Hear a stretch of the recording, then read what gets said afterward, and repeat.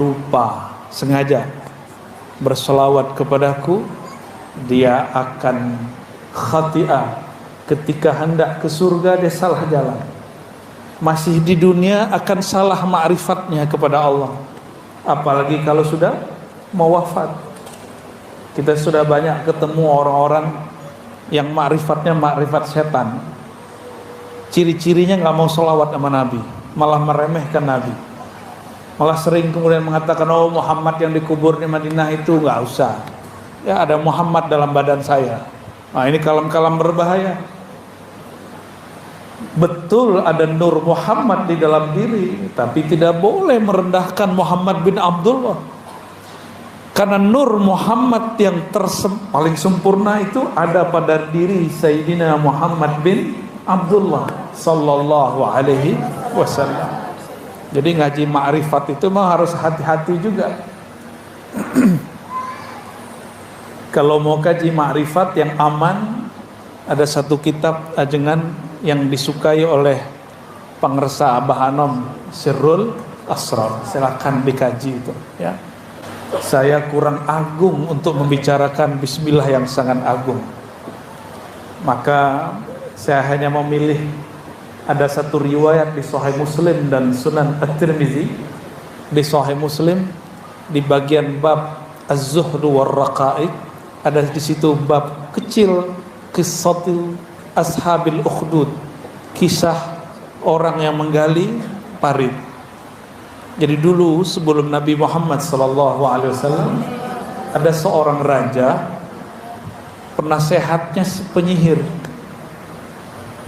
Jadi ternyata sudah jadi tabiat para pemimpin punya backup baik dari kalangan militer, ekonom, tapi juga punya penasehat dari kalangan ahli spiritual.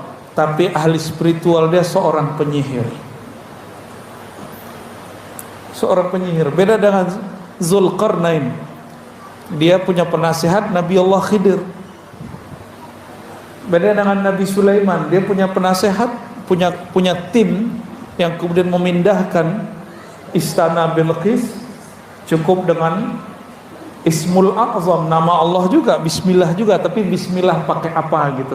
Jadi Bismillah itu akan muncul rahasianya dengan berbagai macam rahasia jika ditambahkan setelah nama itu Bismillah apa gitu. Untuk jaga diri Bismillahirrahmanirrahim yadurru ma'asmi syai'un fil ardi wala fis sama. Untuk meruqyah Bismillahi urqiq. Untuk makan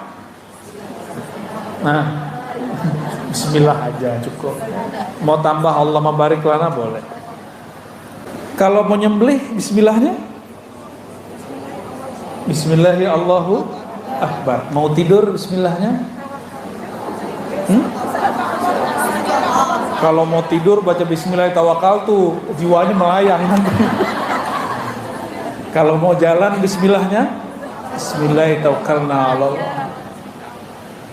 Ada semua Bismillah itu ada pasang-pasangannya.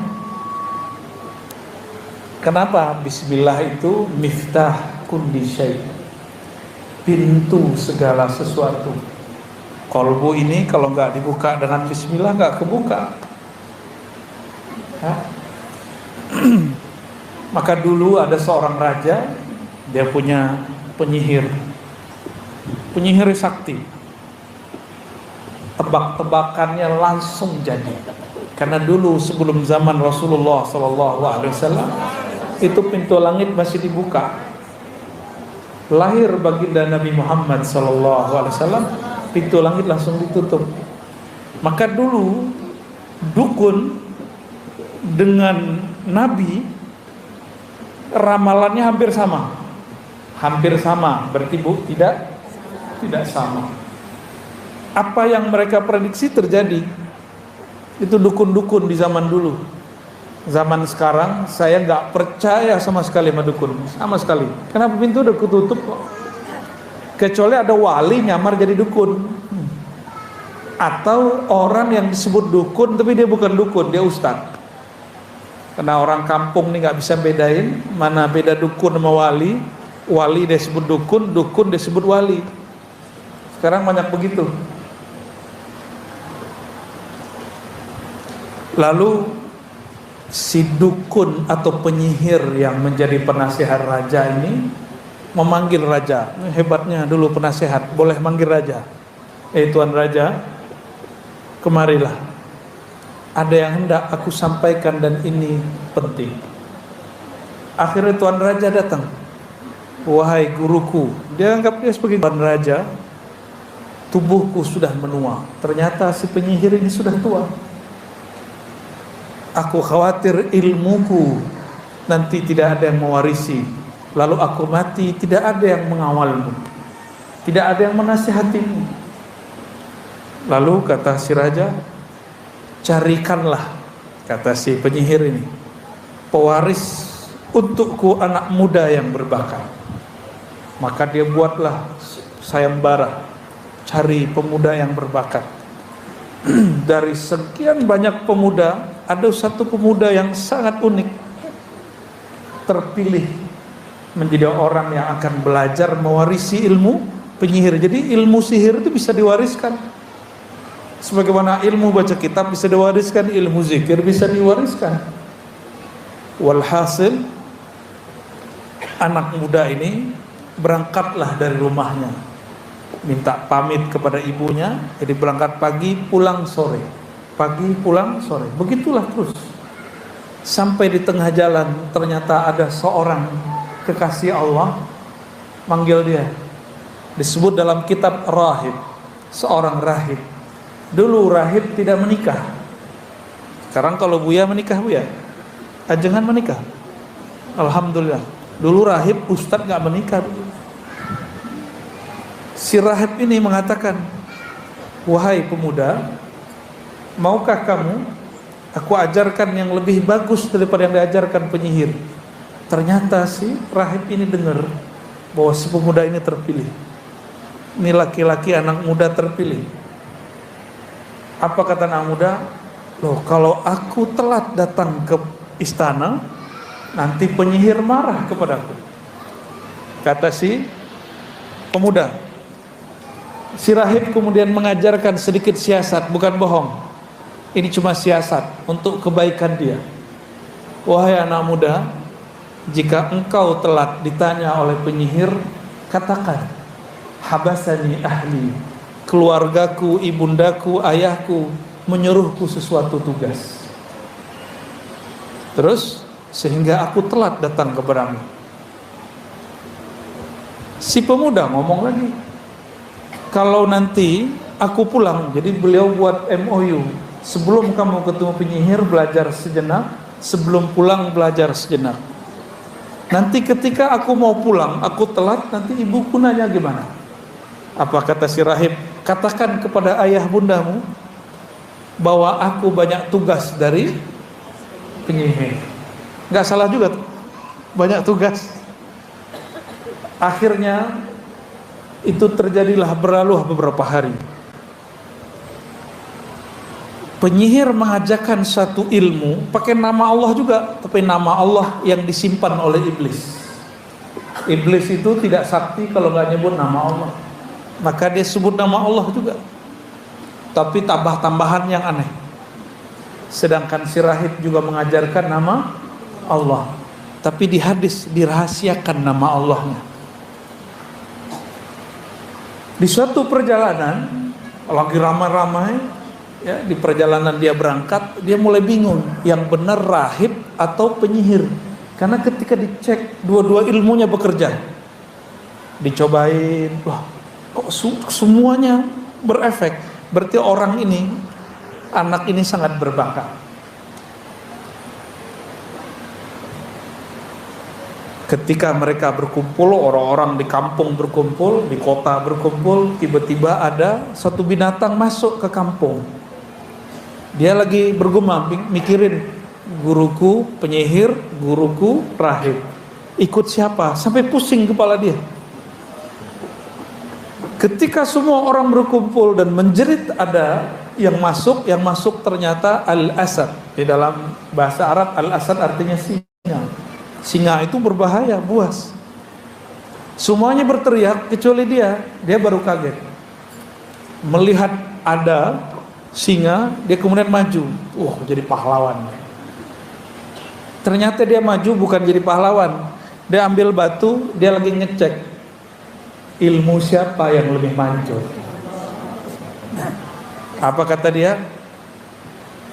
Yang pertama mengajarku bukan penyihir tapi rahib. Karena sebelum ketemu penyihir, ketemu rahib dulu. Kata dia, ya Allah, jika ilmu yang engkau ajarkan kepadaku melalui si rahib itu lebih hebat, afdal, dia nggak bilang lebih benar, lebih hebat daripada ilmu yang diajarkan penyihir, berarti ilmunya benar dua-duanya.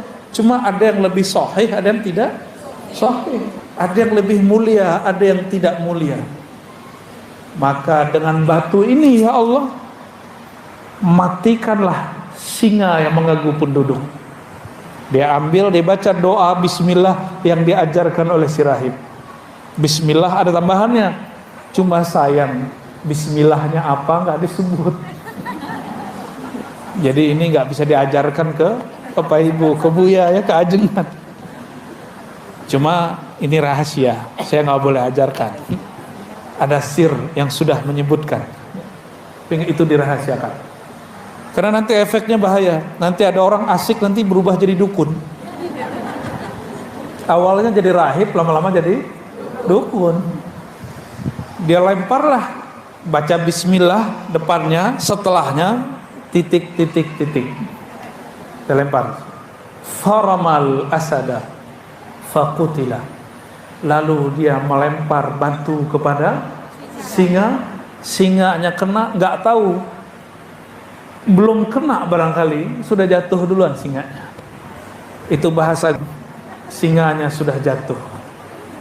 Sebenarnya bukan batunya yang mujarab, bismillahnya yang mujarab. Mati singanya, kaget. Semua penduduk tadi melihat, bukan penyihir, bukan pula rahib, tapi anak muda yang dia terpilih. Melihat seperti itu, besok dia mau berangkat, datang lagi ke rahib, setelah ke rahib berangkat ke penyihir. Di perjalanan gosip menyebar, ada anak muda sakti punya guru, satu master kegelapan, satu master cahaya. Berarti dia yin yang ya. Anak muda ini didatangilah oleh orang-orang. Ada yang bawa anaknya penyakit kulit, ada yang buta, ada yang lumpuh, dibawa semua. Dia cuma usap bismillah, bismillah. Ada yang bismillah diludahi. Ada yang nggak sempat pergi dulu, saya mau jalan. Pegang doang sembuh. Ramailah pasien si anak muda, tapi dia tidak minta tarif. Cuma orang mengatakan, kamu sembuhkan anak saya kasih hadiah. Kayalah dia. Kabar ini sampai kepada raja. Raja senang awalnya. Sepertinya murid penyihir sudah sukses melewati gurunya sang penyihir. Kayak cerita Harry Potter ya. Beda. Dipanggillah oleh raja, dikira oleh raja, si pemuda ini mengamalkan zikir yang diajarkan, bacaan mantra yang diajarkan oleh penyihir. Ternyata tidak. Saya pernah belajar, saya kira orang itu ahli zikir, ternyata penyihir. Yang diajarkan zikir aja kan. Tapi semenjak saat itu, detik itu saya mengamalkan, tahu-tahu kuntilanak mendekat.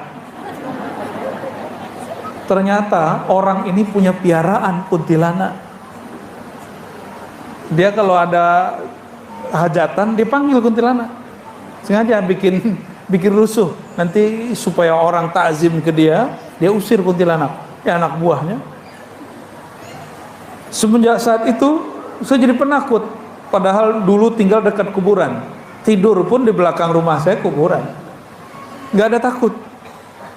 Tapi selama 2 minggu itu seakan-akan jin bertengger di pohon, kayak ada di atas semuanya. Ternyata orang-orang belajar ilmu kebatinan kepada ahli-ahli spiritual yang tidak mengajarkan tauhid dengan benar, jadi penakut.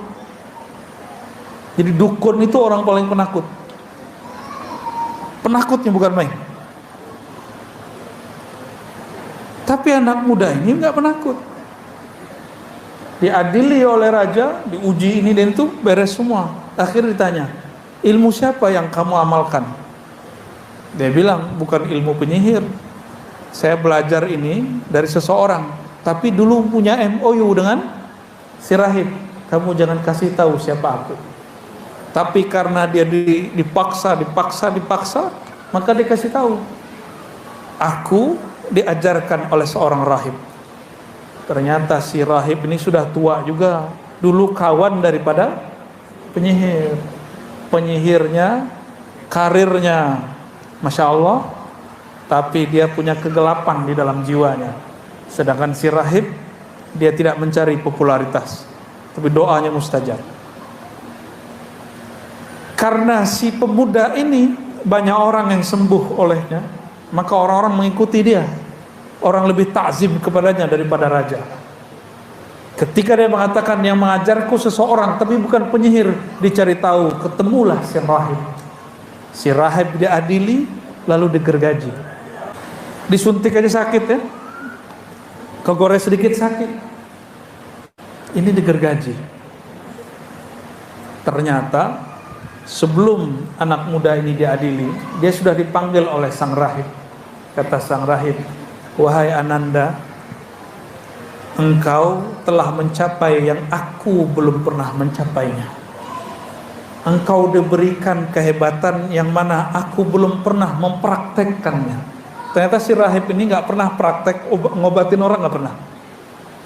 Gak pernah ngambil batu terus ngelempar singa, mati singanya. Dia cuma mengamalkan itu untuk dirinya dan dirinya tenang. Hanya untuk itu. Lalu kata sang rahib, barangkali ini akhir pertemuan kita. Benar. Setelah itu dia digergaji, dibuang. Si pemuda ini karena sakti, rajanya takut. Panggil jenderal-jenderal semua. Buang si pemuda sakti ini ke bawah jurang. Dibawa ke tebing, tebingnya paling curam, dilempar. Dilemparnya sore, besok pagi udah duduk di samping raja. Raja stres ngeliat dia. Salah siapa ya? Akhirnya dipanggil lagi angkatan laut. Jenderal angkatan laut sini. Ini anak muda, kamu kerjain. Bawa nanti di borgol sampai di tengah laut, lepaskan dia. Dengan borgol-borgolnya jangan dilepasin. Diceburin masuk ke laut, nggak dibantu. Sang Laksamana pulang.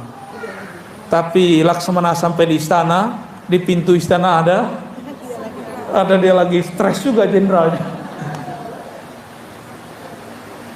Dibawa lagi ke raja. Anehnya, ini pemuda nggak lari. Ini hebatnya ini ya pemuda. Nggak lari, dia punya target. Dia ingin mengalahkan Tuhannya sang raja. Ingin kemudian mempermalukan raja dengan semua kejahilannya, supaya umat kemudian tahu siapa dia. Walhasil dia diadili lagi. Raja kemudian berkalam banyak. Terus dia bilang, si pemuda, wahai tuan raja, nggak usah repot-repot bunuh saya. Saya tidak akan mati. Inilah asal muasal ilmu debus. Ini asal muasal ilmu. Berarti debus itu bukan ajaran sihir.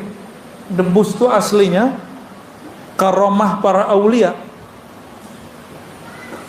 Si pemuda ini ngomong gini, mirip kayak Nabi Ibrahim, cuma ini lebih dahsyat. Wahai tuan raja, engkau baru mampu membunuhku jika engkau menyalibku lalu memanahku dengan satu bacaan. Rajanya semangat. Hanya engkau yang bisa memanahku, tapi dengan satu bacaan yang nanti aku bisikkan kepadamu. Kata si raja, oke. Besok pagi dia disalib. Jadi dulu biasa orang-orang yang mau dihukum disalib. Jadi itu bukan ajaran Kristus. Itu memang sudah kebiasaan orang lama. Tahanan-tahanan orang jahat, orang-orang yang dibenci oleh penguasa, dia kemudian disalib.